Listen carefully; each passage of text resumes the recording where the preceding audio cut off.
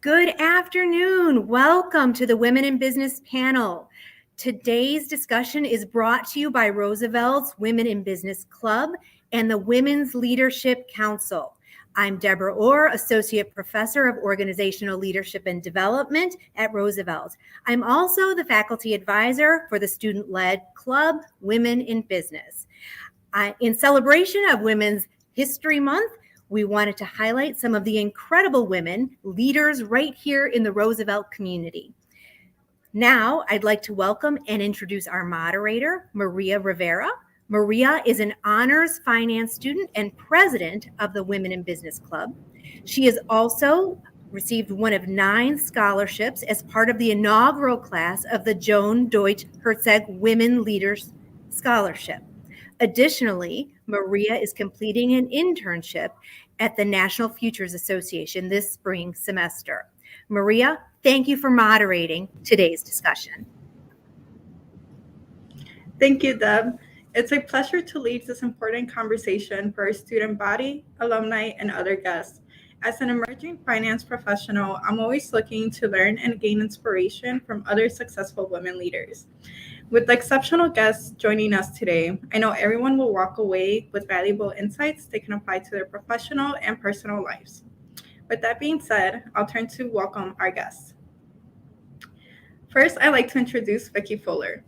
Throughout her highly successful career in financial services, Vicki has served in several leadership positions, including as a corporate board member for Fidelity Investments, Gusto, Equity Alliance LLC, and Ariel Alternative LLC, to name a few.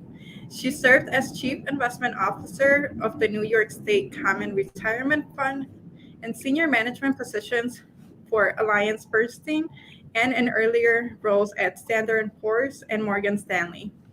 Vicki has been named one of the most powerful African Americans on Wall Street and most powerful Black women in business by Black Enterprise magazines.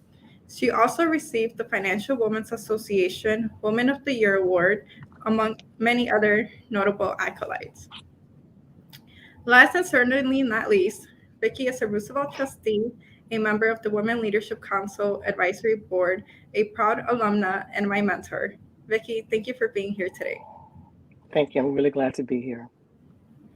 Next, I'd like to introduce Terri Brax, another exceptional RU alumna. Terri is the founder of TeacherCare, a nationwide agency that provides world-class private education and childcare for families and women tech founders, a leading voice on female entrepreneurs in the tech startup ecosystem. Terri has been recognized as a Forbes Woman, WGN's MVP, the Tribune's Most Remarkable Woman, the Herald's Influential Woman in Business, and featured in Crain's, the New York Times, Entrepreneur Magazine, and Forbes, among others. She is a speaker on diversity, community building, and tech startups, and recently joined the Women Leadership Council Advisory Board. Vicki and Terri, I appreciate you both being here today to share your experience as women leaders in business. With that being said, let's dive into the discussion. So today I will be asking a couple questions, and one of the first questions that we have is, what can young professionals do when they enter the workforce to positively influence their careers? Vicki, should I start? Okay. Well, again, I'm really glad to be here with all of you today that are in the audience. When I think about this question, my answer is about having a point of view or a plan before you enter the workforce. So one of the things that I tell young students all the time is this is a marathon, it's not a sprint. And you should take the opportunity while you're in school to build your muscle. What do I mean by that? Develop relationships with the student body and your faculty. Get to know different people from different walks of life. Expand experiential education. Maybe take a Toastmasters speaking class. And one of the things that I had to learn to do was get out of my comfort zone. When I was in college, I was a commuter to Roosevelt. So, I left my house and took the bus to Roosevelt. But Roosevelt was a world away in terms of the voices I heard, the countries that people came from. And I was mighty curious about what led these people to come to Roosevelt. What had their life's journey been up until then? I also tell people, be curious about what's around you. Network for two reasons. One, because I think it expands your perspective, but I also think it gets you used to or comfortable with just interacting with people. A couple other things I would add, and this doesn't have to be a once in a lifetime thing, but it's not too early to start creating a plan for your life. What is it that you want to accomplish? What do you bring that no one else brings? And if you get to the point where you're looking at the workforce, think of, again, yourself as an asset. Ask questions about the companies that you are interviewing. Make sure that their values align with yours. Does your personality fit what the success factors are at the organization? And do everything you can to build your confidence model. Because the bottom line is you're an asset. You're very smart folks. And organizations that align with your values should be lucky to have you. And I think you need to walk into the rooms of those discussions in that manner. Thank you, Vicki. That's some great advice. Networking, making sure we create a plan. Thank you. Terri, would you like to add something? Absolutely. And Vicki, I can tell we have very like minds about all this. I think those were great words of wisdom. Thank you. I had two women that I wanted to quote here, given it's Women's History Month and what we're talking about, and directly for the answer to this question. So the great Madeleine Albright passed away, this week of cancer. And I found a quote that I thought was very helpful on this answer. And she said, whatever the job that you're asked to do at whatever level, do a good job because your reputation is your resume. And I grew up with that mantra from my mom, who worked in a factory at nights and did laundry during the day. And she always preached, you do your best, whatever it is, and you take pride in that. The other amazing woman that I'm very excited to quote is Judge Ketanji Brown at Jackson. And she says, be open to new ideas and experiences, because you'll never know when someone else will have an interesting thought or when a new door will open and take you on a journey of your dreams. And so I love the way she put that, and that is so on the mark. My personal thoughts about this, in addition, is use it to learn, to connect, and to open your horizons. I think it was pretty much echoed in those quotes, but having this mindset that you want to give it your all, having the mindset that you want to learn and develop your creativity, it's all about that. There's some people that come in and they're toxic, they're doing a job to do a job. But when you do a job and you're looking for how you can grow and how you can meet other people and how you can see down the road that it's going to help you, and having that kind of a mindset is huge, and being open to trying new things and being willing to fail in order to fail forward and to move ahead, I think are really, really important for everyone to know when they're starting that new job, because it's so scary. But yes, I think they're huge things, and I mimic the network as well. This is your first opportunity to get into a professional network, and use it wisely. Thank you, Terri. Those were amazing quotes, and I must agree, right? Every time we must showcase we must be able to showcase our full authentic self when we come to the workforce, but also give a hard, be able to do the job well and be able to accomplish it to meet not only your expectations, but also others' expectations. Throughout my career in academia, I've realized that networking has helped me a lot. And I think it's very important for those watching who are students. It's not too late to start your network.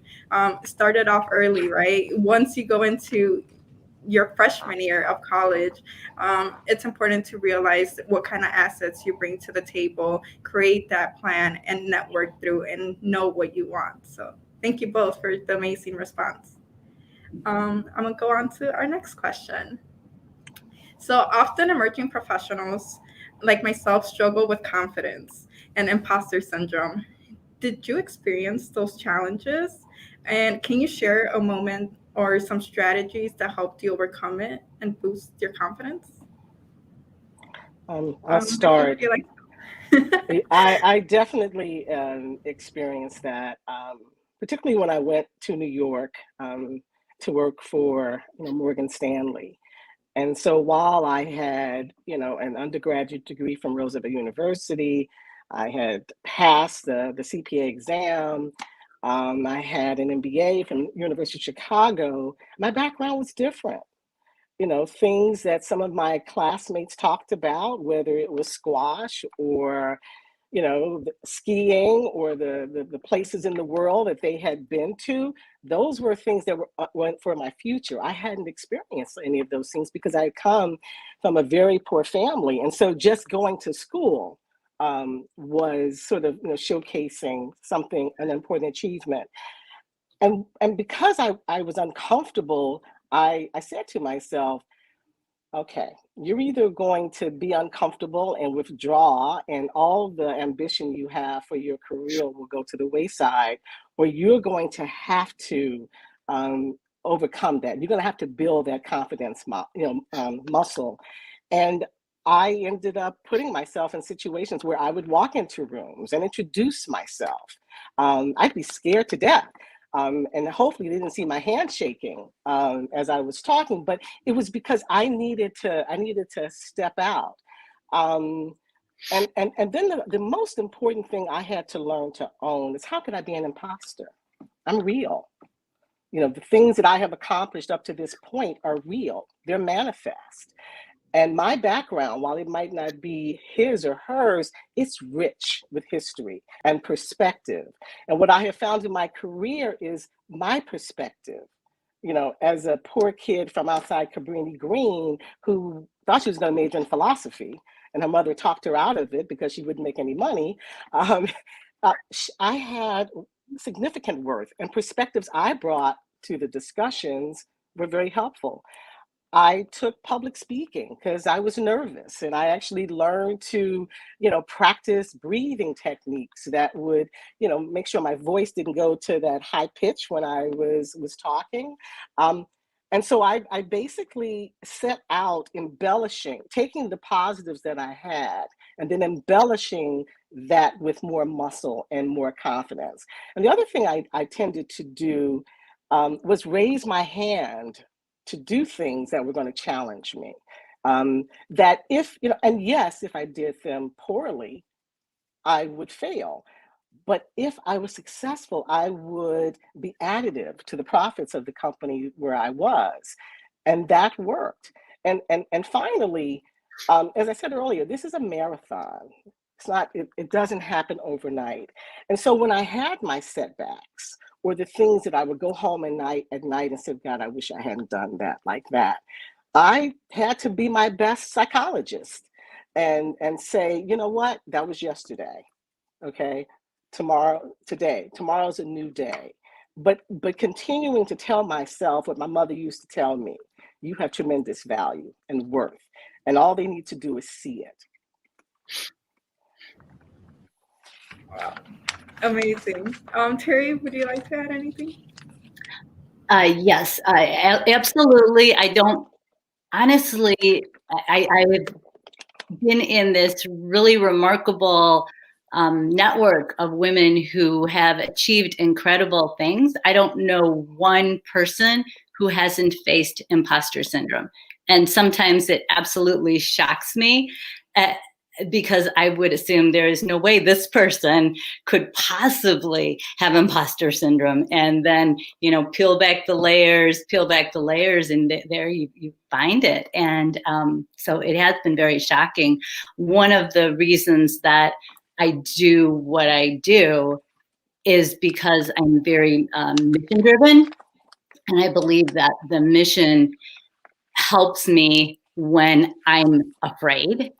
And when you're afraid to take that step forward, but you know that you're helping other people, it gives you that superpower. That's the little Shiro that happens. So I grew up with my own challenges. I was given up for adoption, and I had a very abusive father that adopted me, and he was very clearly saying that you will amount to nothing, basically. And so I had that drummed in my head, but I knew there's that inner voice. And I had also, I had a mom who had been a concentration camp survivor, and I watched what she did, the life she led, how she figured things out. And I knew there's something there. I would be able to get out of this because I was strong enough to do that. And that has taken me really far in being able to know whatever happens, that I can rely on figuring it out, because she had nothing when she came to this country, literally nothing. And she'd been through these horrific situations. But if the roof needed tiling, she would figure out how to climb up 2 stories and tile that roof. And when the toilet needed fixing, she was on it. And when the bread needed baking, she was on that too. So, it was a really great example to see you can figure things out and you can do it. So my advice is really when your goals are sometimes so big and your vision is large, break it down into the smallest little pieces. And for me, some days when I started this all out, I did not feel comfortable going to the city. And I would get lost, and I'd trying to get to the parking garage. I'd wind up getting lost, and then trying to get, and that itself was an achievement for me, that I would be able to find the parking garage and get to where I was going on time, and be like, okay, you did that now, now the next goal. But, breaking it into these little pieces was very, very helpful. And I see, as I've gone through all of this, there are so many people who have challenges, and so many women in particular, that they just don't see the light that they have inside of them, and they're holding it back. And if they can just let it go and get out of their own way, they shine and they make the world so much better. They create profits and companies. There is just so much that the world needs right now, especially, well, always, but let yourself go there. So. Yes, sometimes I feel like having a big vision is, it's good to have, but also so fearing. I know, sometimes in some of my class projects, I say oh yeah, I want to be a millionaire, I want to do this, and then we have to break those things down on how are we going to accomplish to do these things. And accomplishing one of those little goals to get to your big goal is so fulfilling. And I'm glad we're able to talk about these things of how we go through imposter syndrome. Our little head and our voice could be a helpful thing or a bad thing, but it's always good to be able to control those thoughts in our head. So thank you both for the great advice. I'm going to add one more thing. One of the things that we do at Women Tech Founders is we have a lot of role models, different kinds of role models coming, in every way. There is diversity there, because it's important to find the person that you can relate to. And regardless of what your problem or your goals are, it's so helpful to see someone that looks like you and to learn from them. Yes. Thank you. So I'm going to go on to our next question. What is the biggest factor that has helped you become a successful women leader? Terri, first, would you like to start? I would say it is because I really appreciate the people that are around me and the opportunities that I have. I think having a positive outlook on life is definitely a helpful thing to go and move forward. Again, having those role models and hearing those stories to stay inspired all the time keeps you moving forward, and also learning from them the techniques and the challenges and how they overcame them. That's really important. Like I'm a major, like, listen to every podcast. I'm on YouTube. I'm every book I can find. Like, I love learning, and I love learning from people who have trailblazed in particular. And so I've had the good fortune to turn that into an organization, and that's kind of what we do at Women Tech Founders. So what I would say is, for me, and I didn't think about it at the time, but when I decided to move to New York, which was definitely out of my comfort zone, because I had been, to undergrad and graduate school in Chicago. When I took a position in New York, I was going to a place where I had no relatives. The only friends I had were the colleagues or fellow folks from the University of Chicago, and I was on Wall Street.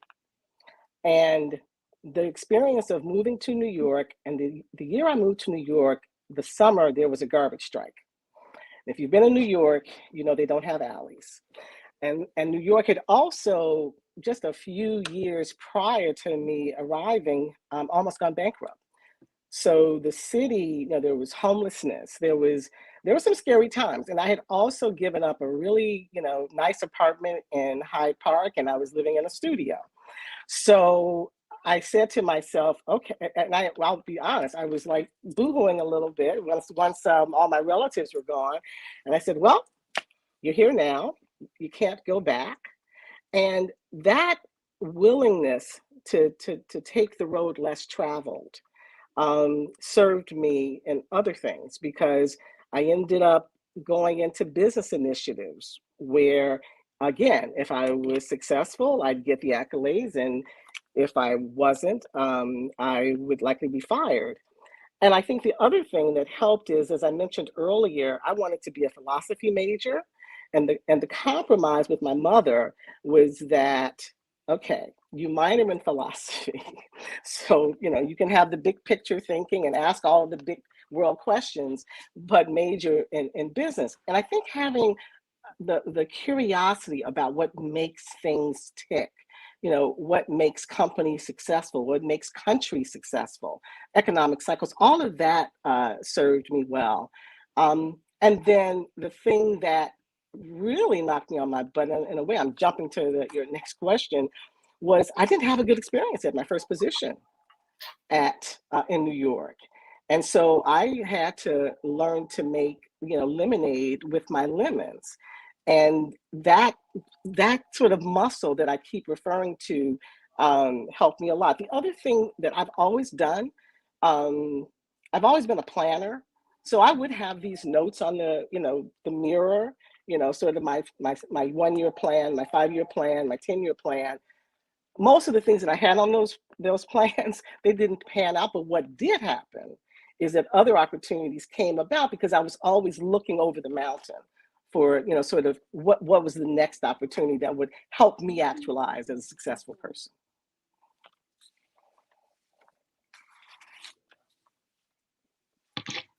Whoop, you know what? All of a sudden I can't, your mute's on there. But okay, sorry, we got a little virtual. Okay. So as far as since we went a little bit into our next. Oh, go ahead. Sorry, go ahead. No, Maria. Okay. I was just going to ask our next question, and it's what is one of your most significant barriers that you've had in your career, and have you been confronted with any gender-related roadblocks? So I would say, for the barriers, the biggest barrier that I have found is within myself. It's when I say, I want to do that, but no, I'll do it later. And I let that kind of fear stop me from doing what I need to do. Because in the end, I know that when I look back, the thing that I'm going to regret is what I didn't do, not what I did.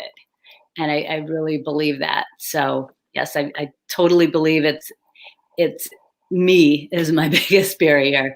As far as gender type of barriers, when I took my company and turned it into a tech platform and went looking for funding and got into the investment, trying to fundraise, very, very male dominated space where there was and we're talking like almost a decade now.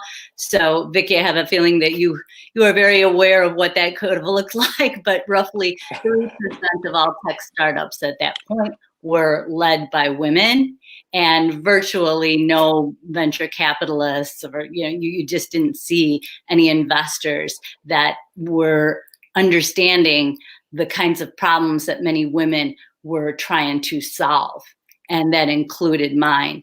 And so that led me to finally searching out that 3%, and we wound up coming together. And what I saw is these women's businesses that were profitable, that were socially impactful. They were running into problems that were just ridiculous. I mean, problems like investors making moves on women who were trying to get investment dollars instead of listening what they had to say, and leaving with the answer of, let me talk to my wife about this issue before I take it any further. Or I mean, just real nonsense. And out in the environment at that time, it was just as sexist. The Chicago tech community at that time was advertising tech conferences with posters of women with bunny ears. I mean, it was crazy. So our organization started up as Women Tech Founders, but the acronym WTF was what really took the company off, and people got it, they understood, and it started discussions, and it started the change. And so today, Chicago and all across the country is doing so much better. And still, roughly 30% of all tech startups are led by women, which isn't enough, but it's a far cry from where it was. But yet the investment dollars are 2.7%. And for women of color, it's like 2%. I think it's 3.25 for Asian women and 1.5 for Black and Latinx. So I've experienced both gender discrimination and racial discrimination. And I mentioned earlier that I always wanted to seek out the path less traveled. And part of that was strategy, that I couldn't assume on Wall Street that I could just be a portfolio manager and money would be raised and I would get to manage it. So I learned how to expand the business of the organization, raise capital that I would then manage, so that there wouldn't be a question about my bottom line. And then I would fight for my bottom line. Because even in some of those days, even knowing what your income statement looked like, the revenues that you had brought in and your performance wasn't enough. You had to fight to be able to get that, allocation of return in terms of compensation from people who didn't necessarily want to give it to you because they didn't expect you to fight. I think the other thing that I learned, there was no role models. I mean, I was on Wall Street in the 80s, early 80s. Everybody knew who I was, even if they had never met me, because they knew there was one black woman in investment banking, and that was me. But my perspective is every life brings a challenge. There is something, there's something that's going to be the challenge, or the thing that if it weren't for this, I might be successful. And I think the strategy of life is figuring out how to take your, the portfolio you hold and make a winner out of it. So I don't gripe about the discrimination. I'm a force for change. I will advocate for diversity of thought and gender and race and sexuality, but I don't take it on my shoulder, because that doesn't help me be a successful human being. Thank you, Vicki and Terri. Those were some stories, right? Like Vicki being the first one of the Black women on Wall Street must have been really hard, especially back then in the 80s. Like, I wasn't even born during that time, but I could only imagine. I'm dating myself. But I could only imagine. And it's so inspiring to see and hear these stories, right? Vicki, as my mentor, we've had the opportunity to create a relationship and talk a little bit about the experiences she has gone through, and myself as well. So I'm happy that we're here sharing both yours and Terri's experience with the rest of the guests, the audience. So I know Terri mentioned a little bit about how in venture capital, you struggled, right, getting funding for your tech startup. And oftentimes in the boardroom, they're still male dominated. What can us women do to make sure we're bringing more women into the boardroom? Vicki, I'll let you go. Okay, all right. It's one of the things I will tell you that I'm thrilled about in terms of your age, without sort of dating what my age is that when I am interviewing or have been interviewing young candidates, they're asking the questions before they join the organization about what kind of organization that is. Can I have work-life balance? What is the diversity at the board level, at the C-suite? How do diverse candidates make it up the career ladder? And especially in the aftermath of the unfortunate murder of George Floyd, that companies are finally starting to get that this is not an episode that's just going to go away, because I've heard on some of the boards I sit of candidates who will say, why should I join your organization? You're very homogeneous. There's no diversity. What are the opportunities for myself? And there is a tremendous war for talent now.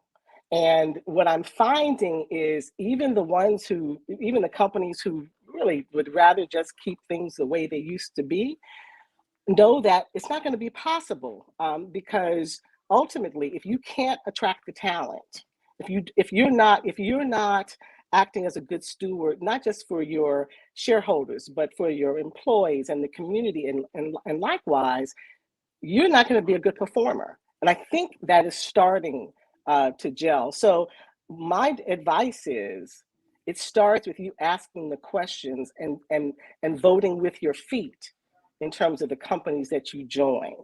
Do they represent your values? And if they don't, make sure that they know that they didn't get you because you want a diverse organization. You'd be surprised how that kind of information, permeates throughout an organization. And taking it from there, just as Vicki was alluding to, knowing your value is huge. When you can walk in a company and you can not only be who you are, but articulate why that person you are is going to add value to the company, your unique perspective, your goal, your commitment to different values and so forth. Those are all important pieces. And then when you can stand together and raise the voices of others when you're in that room and something comes up that needs to be addressed, instead of standing back and letting that other person try to fight that battle to get behind them, it can make a huge difference in actually changing the cultures and opening the mindset of people. Yes, I think, right, like Vicki mentioned, this whole George Floyd thing kind of brought a light to corporations and other employers that there needs to be more diverse in different levels. And I'm so happy that I am going into the workforce now with companies looking for diverse talent. Like, not only am I checking these boxes, but I also know the value I bring because of my background. So thank you, Terri and Vicki, for sharing that with us. So on to our next question. We talked a little bit about work-life balance. Do we really have a work-life balance, or is it just like a myth? I'll start. I didn't do well in this category when I was younger, so I put up, and it was tough. I won't tell you any lies. I mean, there was an organization, I won't name them, that I was a professional at. That if a woman decided that she wanted to have children, they said she was on disability. So think about that mindset, right? And I was on Wall Street, right? At a time where you were just chattel, right? You were expected to have, dark circles under your eyes. I think it's changing. I definitely think it's changing. I mean, there was a couple of years ago, I think the previous chairman and CEO of Goldman Sachs said that they were no longer encouraging their associates to work, 18-hour days. But the reason they're changing is because of what's happening from the talent perspective. Many young people are not even taking the traditional path, right? They want to start a firm earlier, or they want to go into a business that has impact and sustainability.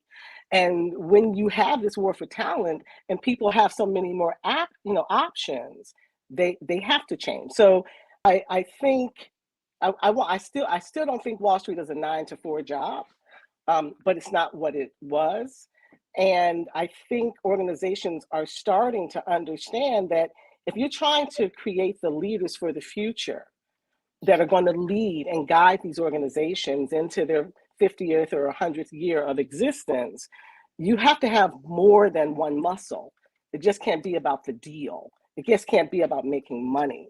It has to be about having a more holistic perspective, something I call holistic success. So it's not utopia, but I've been in the business long enough to know that it is different. And I still get shocked when I'll hear, let's say we're in the midst of a deal and they say, oh, well, James or Mary, they're on vacation.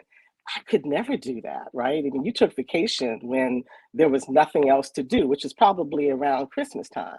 So I think we're getting there. We got a lot of work to do, but I would say my advice to all of you is keep working for that, because we want to be enlightened beings, not just workaholics. So I 98.5 agree with you, Vicki.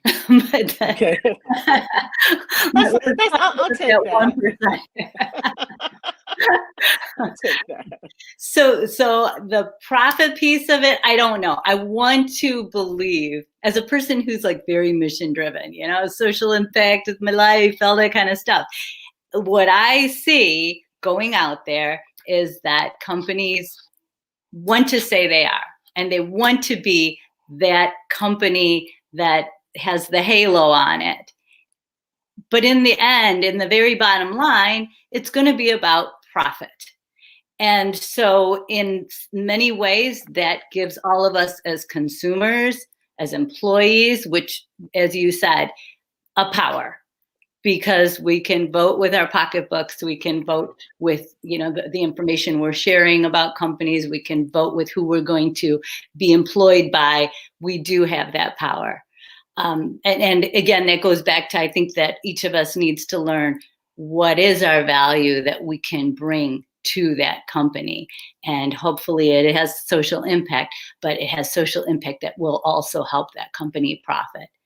Yeah. So, my stories, Vicki, are like your stories. I bet we could go out for some beers and have 1,000 of the stories. But when I found out I was pregnant, I was working at a computer company, a global computer company.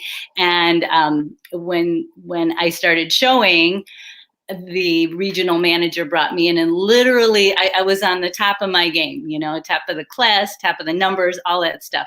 I was asked to leave because I would no longer be able to provide the value to the company that they were putting into me, literally almost word for word. And so, I mean, that's the state of what it was. Luckily, I did wind up leaving for a while, but my direct manager sent a limo to pick me up and bring me back, and apologized for the regional manager and stood up for him. So, you know, the male allies can make a huge difference. Absolutely. Yeah. But I'll agree, we're not at the promised land. Yes. Yes. But to your point about the better, my daughter now, she is pregnant, and the company, I mean, it's like a world of difference. I became an entrepreneur because I couldn't work for a corporation and have a family. I didn't feel like there was a way to do it that was fair to a child and fair to the company, given all the parameters. So I left, and, you know, build your own table, right? And so that's what I did. Now my daughter has a very different story. The company is extremely supportive, and it's amazing the differences that she's coming into, and probably that talent war has had a lot to do with it. I think so. Yes, it's amazing to see how companies are shifting right into being able to provide more of a work-life balance for their employees.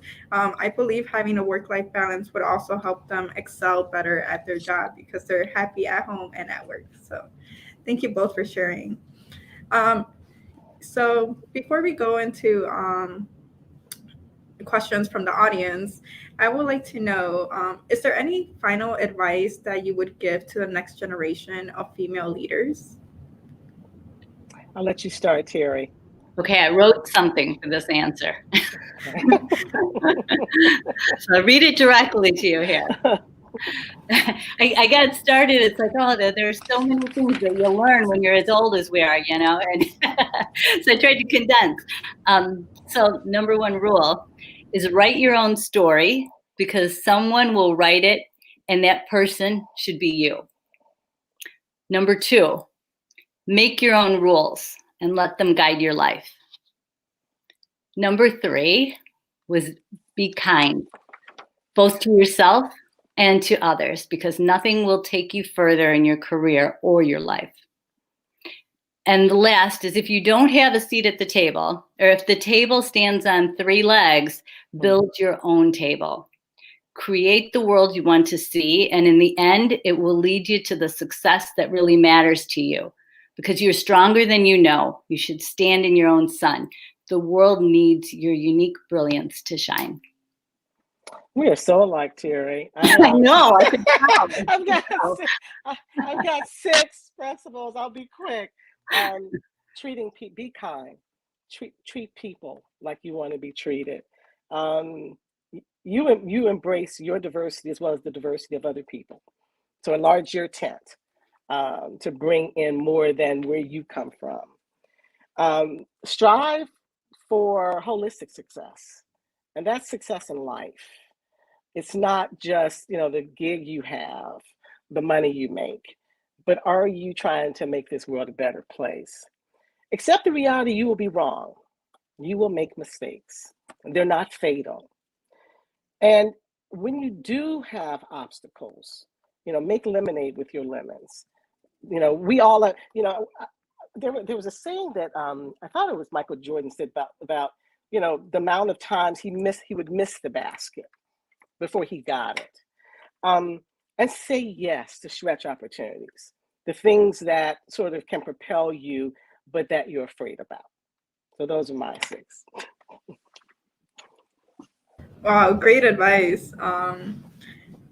I know I wrote down some notes while you guys were talking, so thank you. I'm going to move forward with our audience questions. They're coming in. So the first audience question that we have are there global efforts to engage women leaders in various industries, such as technology, education, medicine, etc., in Africa, Europe, Asia, Central and South America? My experience is yes.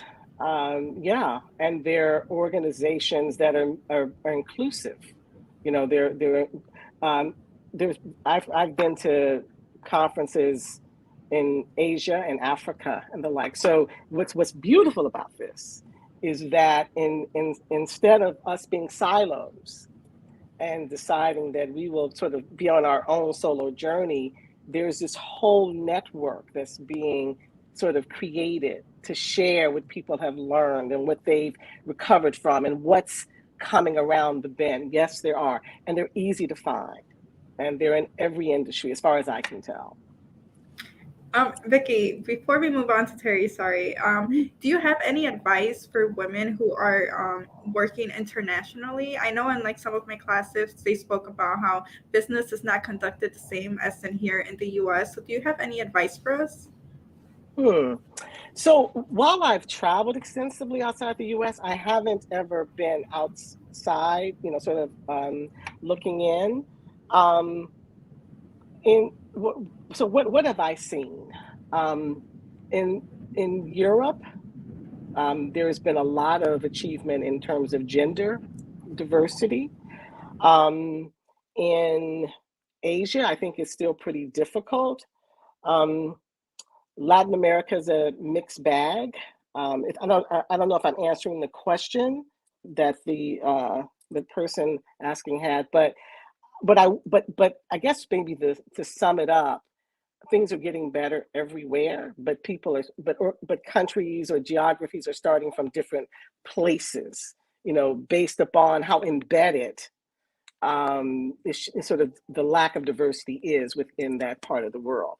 But in the old days, when I would be in Asia, I wouldn't really see sort of people that Asian female portfolio managers, investment bankers. I see them now. Ditto for every place. So we still got a lot of work to do, because we forget that we're half the population or more, depending upon the country.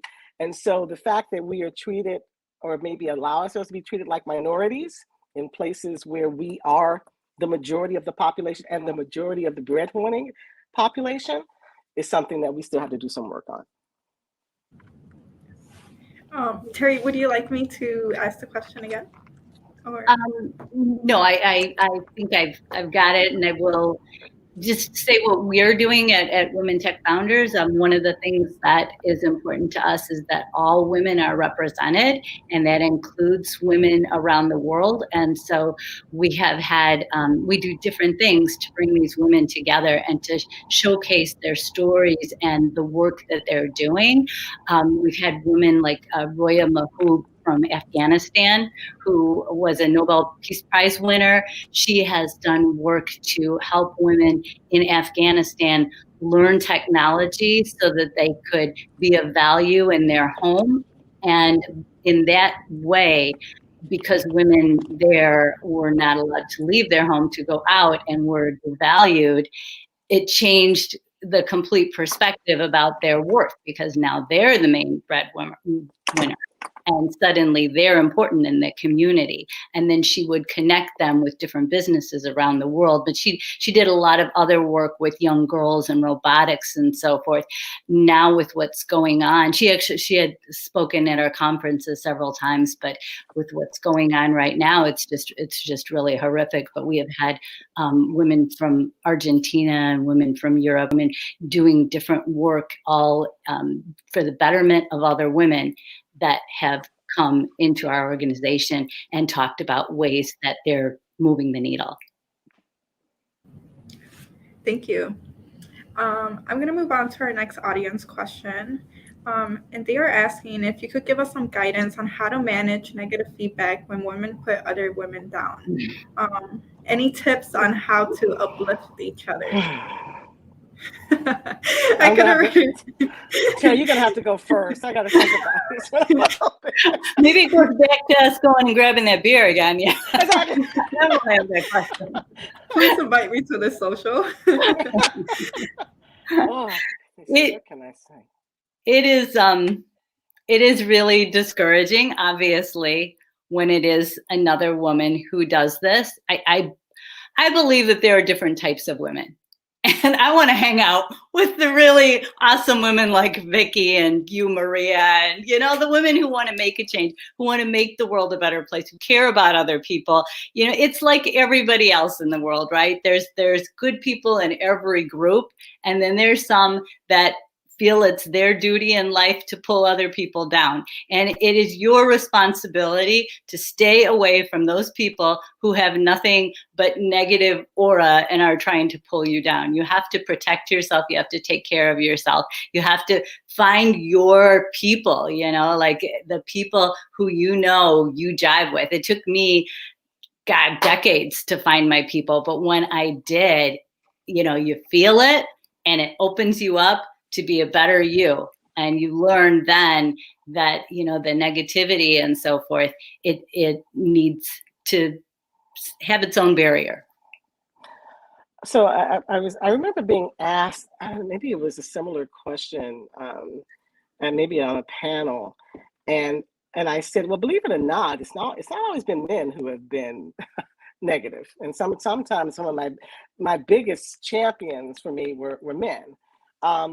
And, when a woman says something negative, I think we probably take it more to heart because it's like we're on the struggle together. I would just conclude that they're not there yet, right? They're unaware. Pray for them, and and keep it moving, right? That's part of that lemon and lemonade, right? Just not everybody's gonna be for you, Don't let it get you down. Yeah, I must agree. Like, I feel like when us women kind of, say something bad or something, we take it more to a personal level because it's other women judging us, right? So thank you both for sharing those experiences. So we do have another question. Do you feel being single attributes to a higher level of success versus being in a relationship? Do you have any advice on relationships such as time management, support, and having a healthy balance?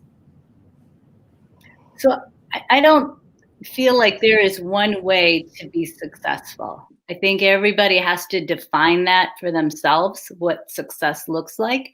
And I believe that you can make it work regardless of your relationship status. I have a gazillion people in my life, and I'm trying to balance it all the time. My family is super important to me. And I don't feel like it takes away from me, from my time, although there are definitely, I'm like that kind of person who always wants to kind of go to work, and every once in a while during a Christmas dinner or something, I'm running into a back room and I have to write down some notes on something. But all in all, for me, who I am, it has made me stronger to go back and take some of the steps sometimes that are harder or scarier. It gave me additional armor. It isn't always that way, obviously. And I don't feel like a person who doesn't make the same choice as I made or doesn't wind up in the same situation that I wound up is going to be any less successful. I would agree with that, Terri. I don't think there's a one way of doing it. I think, if you're single because you don't want a partner right now, that's your choice. That's your personal decision. But I wouldn't hold off on having a full life for a career, because career is just part of what makes the person. For me, like I mentioned earlier, I didn't handle work-life balance that well, and I had regrets about it because, by the time I was comfortable being able to, start a family, Mother Nature had said next lifetime. And so, that was a sacrifice. And I don't know if I could do it all over again, would I make the same decision, right? But that was the decision I made. So I've become a great aunt to my nieces and nephews.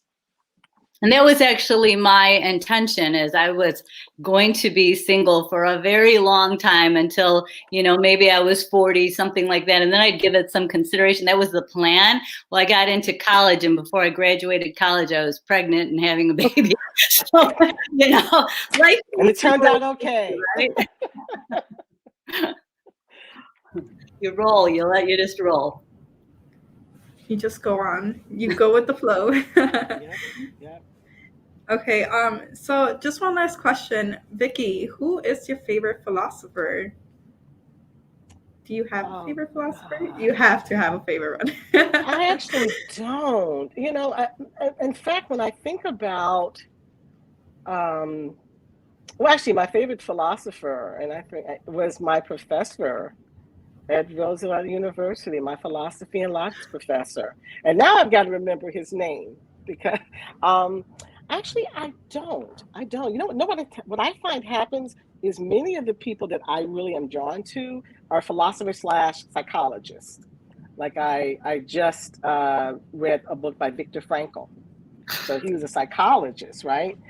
But, having spent time in a concentration camp, he had points of view on sort of the human spirit, and what humans can, how they can recover from the most disastrous of situations. So I think I tend to like people who have sort of both aspects. And now I've got to try to remember or find out from Roosevelt whatever happened to my professor of philosophy and logic. Yes, we have to find out for you, Vicki. Yeah. Terri, we know you mentioned that you love to read books. Do you have a favorite book you would like to share? So I can't believe Vicki was just talking about it, actually. It's one of my favorites. But before I'll start that one, there's actually like two, because I feel like I'm in this intersection of life all the time. So if you are a person who wants to start a business or be an entrepreneur or just be that person who comes up with new things, The Lean Startup is a really great book to make you think about how you're going to tackle big problems in a way that's actually achievable and breaking them down and making them real. And so, even without having a lot of finances, even without having a lot of time, it helps you walk through how to figure this kind of thing out. And that's by Steve Blank. The other one, Viktor Frankl, is The Meaning of Life. And Isn't that funny? Love that book. Yeah. Well, having my mom's story being so central in my life, that book definitely has great meaning to me. And I've shared that book with many people as well. I knew I liked you, Terri. Well, I'm glad you both are over here having a conversation and getting along and stuff. So I know we're getting close to time. So do you have any final words of wisdom for our watchers, for our viewers? Have fun. Enjoy the journey. Don't take it so seriously. And that's some advice I've learned, because I was very serious when I was younger. Life was very serious. I have learned to have fun and laugh at myself. Yeah, that would be my advice. Terri, any words of wisdom, final words? I guess central is like create the world you want to see. I feel like Roosevelt University is known for social justice, and the kind of people that gravitate to it, I think, often have perspectives that are very unique and very important, and they can have a big voice in the world. Well, thank you, Vicki and Terri. I enjoyed moderating this panel with you both. Maria,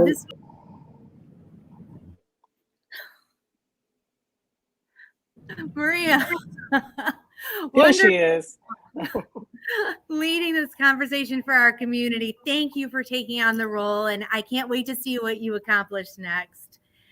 Vicki and Terri, we appreciate your time and sharing your leadership journey with us today. And our students and alumni have so much to learn from you and from your experiences and your achievements. And thank you so much for sharing so openly today. We really appreciate your time, and what you've shared with us today is very generous of you. And to all of our guests here on campus and across the world, thank you for tuning in to this important discussion for Women's History Month. And thank you, everybody, for being here. Enjoy the rest of your afternoon. Thank you. Thank you so much. Bye, everyone.